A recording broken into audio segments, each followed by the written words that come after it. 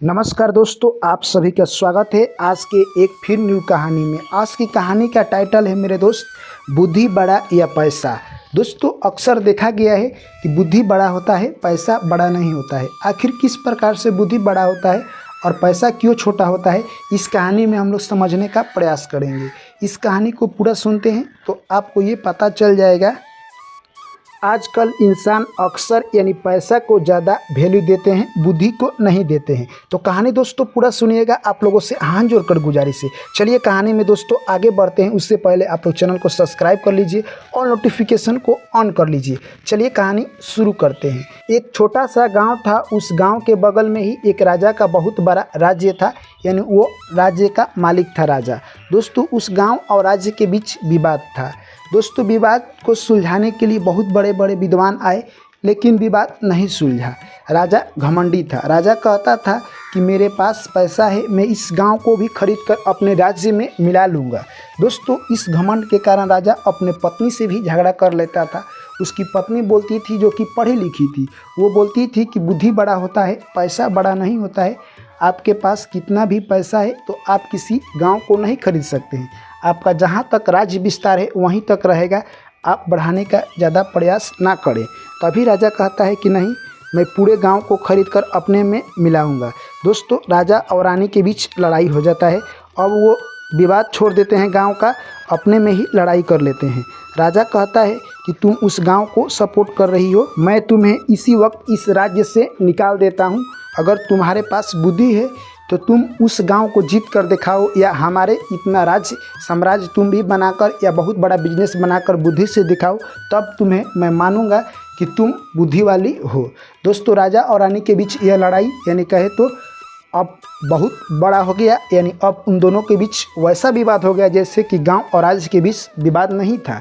दोस्तों, राजा ने रानी का जो भी गहना था और वस्त्र था सारा उतरवा लिया और नॉर्मल वस्त्र देकर उनको गांव के बाहर एक सिंपल सा घर दे दिया।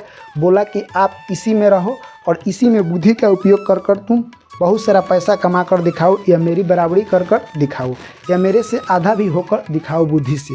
तभी रानी कहती है कि आपका चैलेंज मुझे एक्सेप्ट है। रानी ने क्या किया दोस्तों, वहीं पर अब वो रानी रहने लगी और क्या करती है कि एक मोटरी बांधती है, जिसमें वो एक अपने यानी जो भी उनके हवेली पर रहने वाले थे, यानी कहे तो मंत्री थे, जो कि रानी का पहरादार कर रहे थे, उनसे बोलती है कि ये लेकर जाओ और बोलना कि बगल के राज्य के एक राजा ने सोना आपके पास गिरवी रखा है, इसके बदले में कुछ पैसा मांगे हैं। वैसा ही मंत्री करता है, राजा के पास जाता है, मोटरी लेकर राजा को दे देता है। उसके बदले राजा 1 लाख रुपए देते हैं और ले जाकर रानी को दे देता है। रानी 1 लाख रुपए से कहे तो बिजनेस चालू करती है और उसी में सभी मंत्री को खटाने लगती है। दोस्तों, धीरे धीरे ऐसे ही समय निकलता गया और रानी का बिजनेस धीरे धीरे यानी कहे तो प्रगति करने लगा।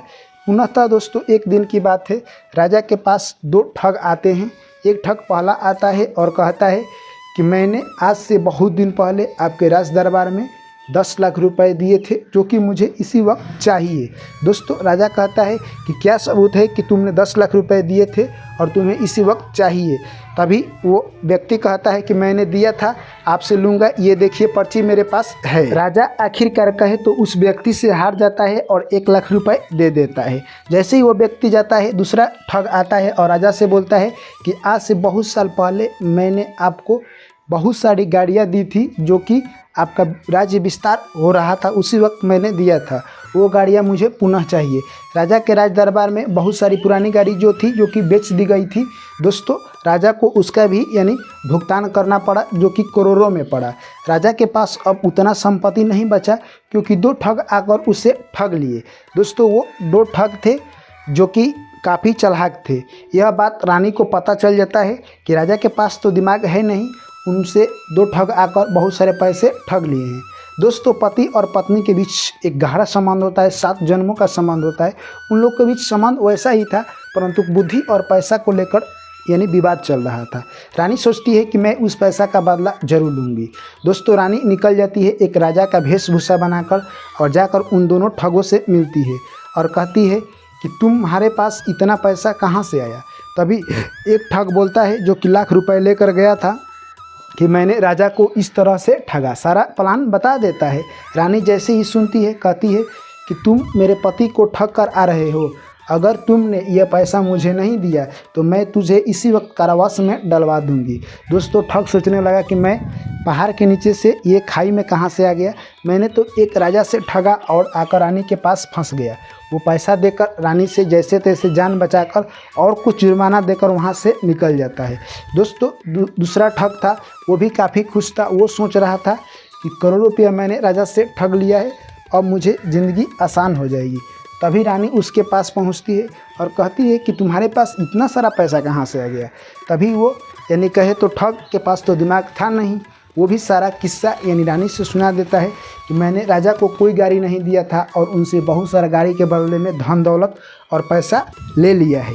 यह बात सुनकर रानी कहती है कि तुम वही दो ठग हो जो कि राजा को ठग लिए है, जिसके कारण राजा का तबीयत डाउन चल रहा है। तभी रानी सोचती है कि तुम्हारे पास कोई सबूत नहीं है, फिर भी तुमने राजा का ठग लिया। तभी वो ठग कहता है कि मैं बहुत चालाक हूँ, मैं किसी को ठग लूँगा।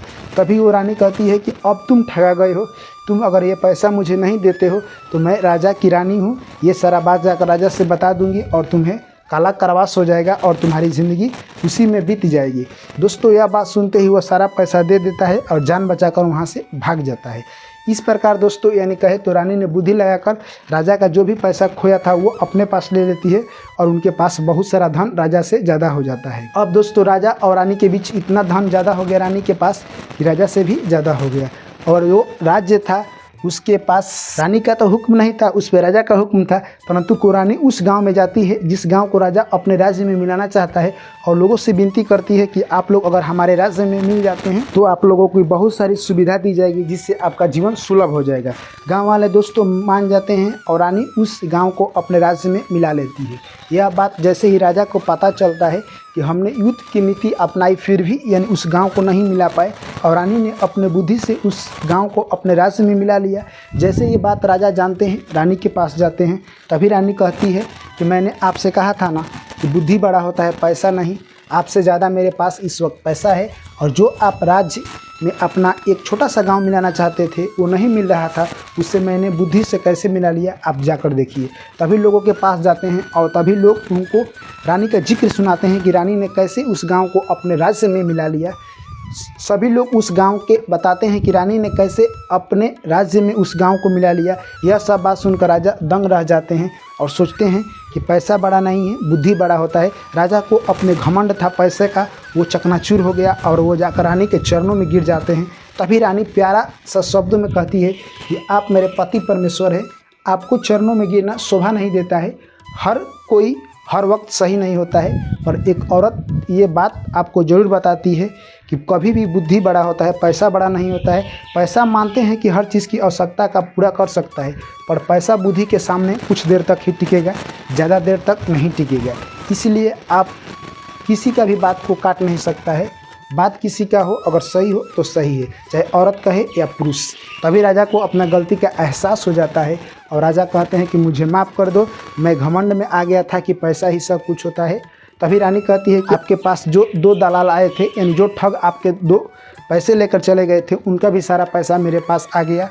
मैंने बुद्धि से उन सभी का पैसा ले लिया। आपके पास बुद्धि नहीं था, इसीलिए आपने उनको पैसा दे दिया।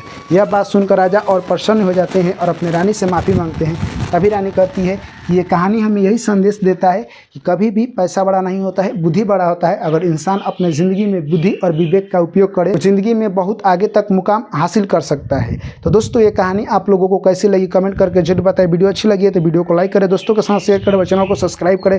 पुनः आप लोगों से मुलाकात होगी एक नई वीडियो में, तब तक के लिए दीजिए इजाज़त। Thank you, take care, bye bye, जय श्री कृष्ण, राधे राधे।